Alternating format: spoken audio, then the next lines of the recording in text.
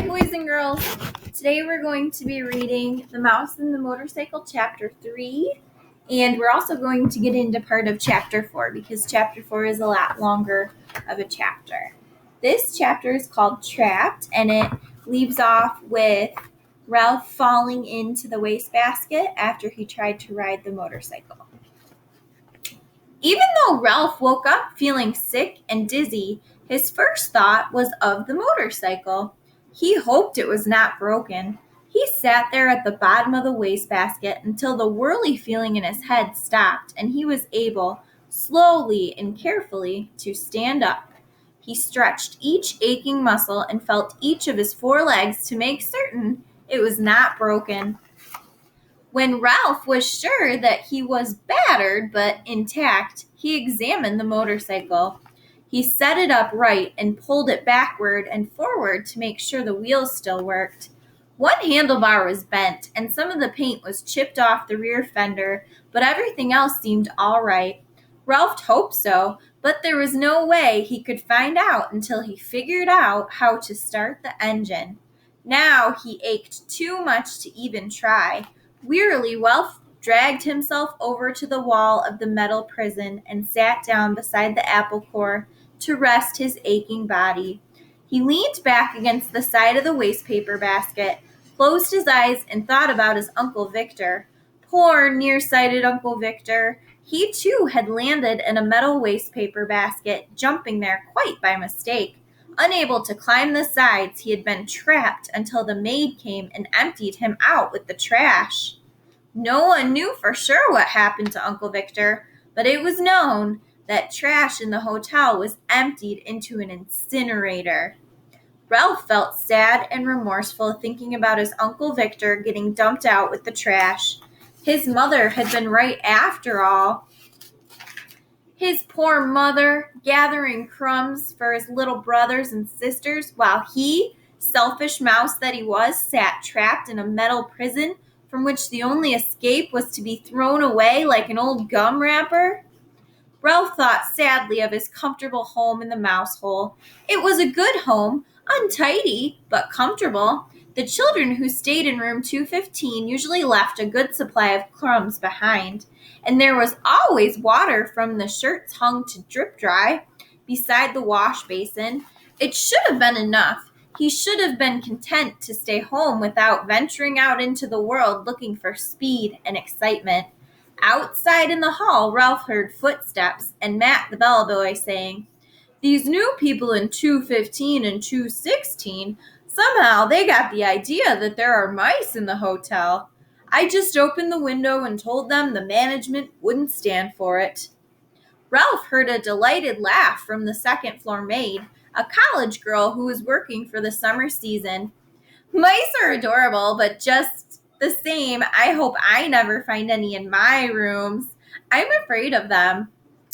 There were two kinds of employees at the Mountain View Inn: the regulars, none of them young, and the summer help, who were college students working during the tourist season. "If you don't like mice, you had better stay away from the knothole under the window in 215, advised Matt.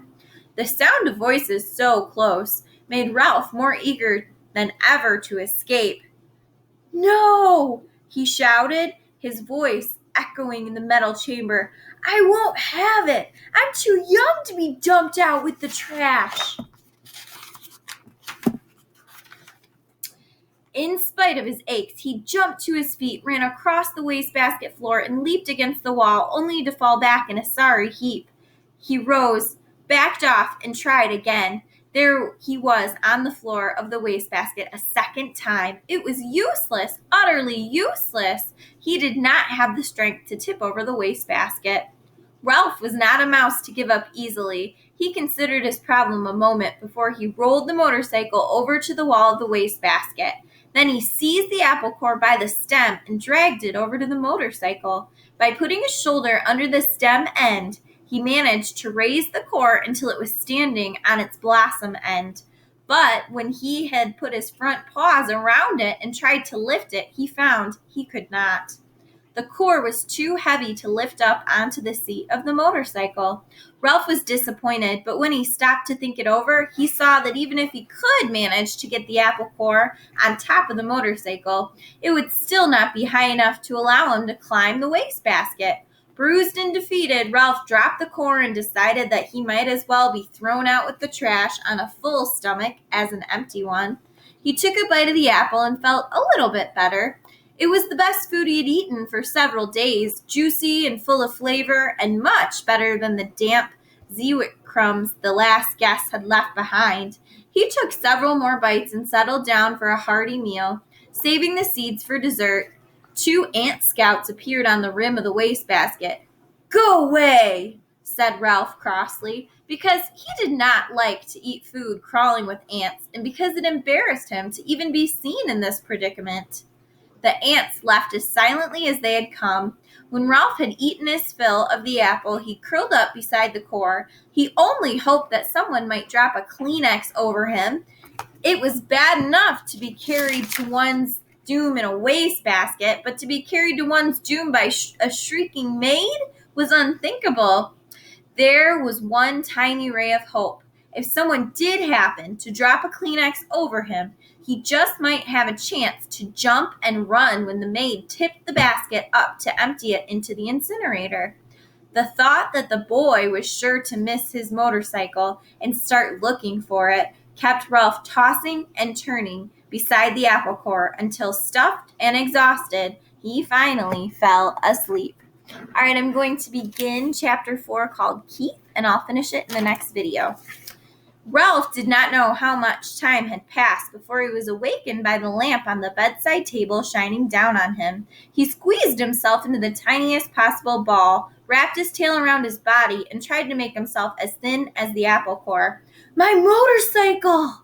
shouted the boy. Very first thing, "Somebody stole my motorcycle!" "Uh-oh," thought Ralph. "It won't be long now." "Nobody stole your motorcycle," answered the boy's mother from 216. "It's around someplace. You just mislaid it. You can find it in the morning. You'd better get ready for bed now." "No, I didn't mislay it," insisted the boy. "I put it right here on the table beside my sports car." "You'll find it someplace," said his mother, not interested. Boys were always losing things. While Ralph cowered behind the apple core, Keith opened the drawer of the bedside table and slammed it shut. He jerked back the bedspread, yanked down the pillows off the bed, and threw them back. Then he got down on his hands and knees and looked under the bed and the table. Ralph wrapped his tail more tightly around his body. "Here it comes," he thought. The boy's face appeared in the opening at the top of the wastebasket. Ralph's heart raced like a motor. "Ha!" said the boy to himself. "Here it is. I wonder how it got there."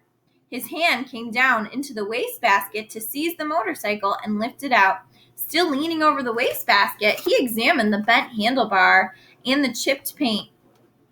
"That's funny," he remarked aloud. "It must have rolled off, but I don't see how it could." The boy did the natural thing for a boy to do. He looked into the wastebasket again. Ralph closed both eyes tight and waited. He wished he had not eaten so much of the apple core. If he had not been so greedy, the core would have been thicker and he would have been thinner. "Hey," whispered the boy, obviously very much surprised. "How did you get in there?" He was careful to keep his voice lower than the sound of the breezes in the pines outside the window. Ralph did not move. He was grateful to the boy for touching the apple core, though it was really no protection at all. "Psst," whispered the boy. "Are you asleep?"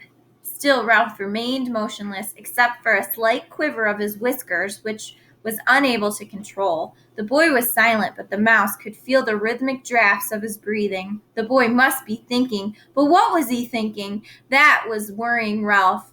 "No," said the boy to himself. "No, it couldn't be." All right, guys, we will finish chapter 4 in a couple days. I'll see you later. Bye.